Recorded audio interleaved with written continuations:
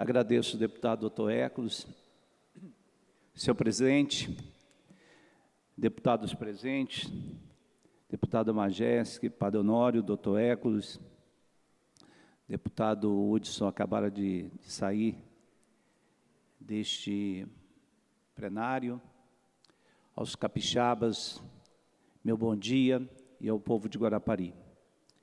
Eu quero fazer uma reflexão hoje.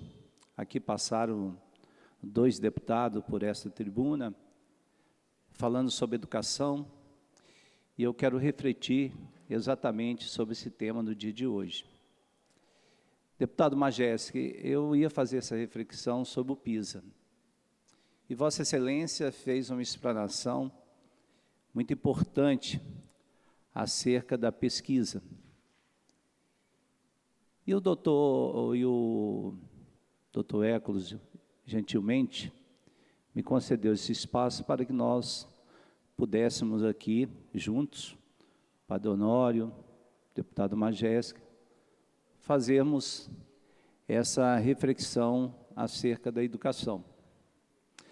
Quando o padre Honório fala, por exemplo, da questão do MEPS, padre Honório, por 2 vezes, eu não vou citar os nomes, eu estive com 2 deputados federais, professor Majewski, e exatamente eu questionava a questão por que os alunos do MEPS não fazem parte, por exemplo, do censo escolar. Por que eles estão fora? Porque a opção do MEPS, na verdade, muitas das vezes, a obrigação seria exatamente do poder público em oferecer escolas a esses alunos. Agora, vamos ao caso lá, um exemplo lá de Guarapari. Nós temos o MEPS lá em São Miguel, que divide exatamente com o município de Anchieta. Nós não temos escola lá de ensino médio.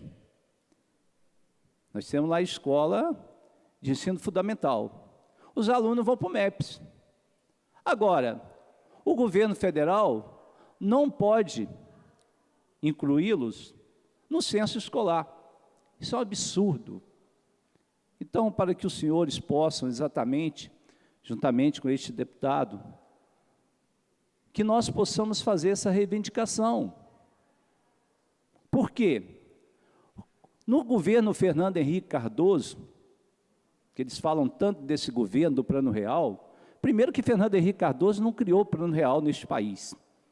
Quem fez Plano Real nesse país foi Itamar Franco, um ministro recupero. Ele simplesmente pegou um trabalho todo pronto e diz o bambambam do Plano Real. Não é ele, Plano Real. E foi um homem, um sociólogo, que poderia ter dado uma visão muito diferente ao ensino daquilo que ele viveu, comendo o seu caviar na França e dizendo que estaria lá, de certa forma, ignorado pelos militares. Pura mentira isso, porque um sociólogo não poderia ter privatizado tanto o ensino brasileiro como no governo Fernando Henrique Cardoso. Aí eu tenho que bater palma e tenho que fazer justiça ao PT, ao governo Lula, porque foi de fato o governo que construiu mais universidades federais e foi quem criou mais IFES nesse país. E hoje você depara com um aluno que está estudando o curso de medicina, ele diz o seguinte: olha, eu pago de 5 a 6 mil reais de mensalidade no curso de medicina. Ora, se nós pegarmos 30 alunos numa sala de aula e multiplicarmos por 6, nós vamos ter aí de 880 mil reais. Quer dizer, aquilo que o FIES investe no ensino privado, ele poderia muito bem investir muito menos numa escola pública melhor, mais eficaz e que pudesse estar à altura e, ao mesmo tempo, poderia estar oferecendo aos nossos alunos uma universidade de graça, uma universidade eficaz. Isso não acontece no Brasil. Temos que comemorar as notas dos brasileiros? Temos. Temos que dizer que a educação no Espírito Santo avançou? Sim, avançou. Mas, por outro lado, há uma evasão escolar muito grande no ensino médio. Porque, Padre Honório, eu presenciei isto que eu estou falando aqui. O aluno, quando começa nas séries iniciais, o som entra dentro de uma escola, o som vê, assim, a felicidade da criança estudar. Eu sei isso por causa das escolas públicas de Guarapari. A questão não está na questão motivacional, porque o aluno tem essa questão motivacional. A questão é quando chega no ensino médio, começa a evasão escolar. Eu não posso acreditar, professor Majésica, que a EJA, Educação Jovens e Adultos, receba alunos, por exemplo, de 17, 18 anos. Isso é um massacre educacional, porque o aluno de 17 anos, ao terminar o ensino médio, o aluno tem que, por obrigação, de estar exatamente no ensino regular. E às vezes não está. Sabe por quê, Padre Honório, que é a evasão?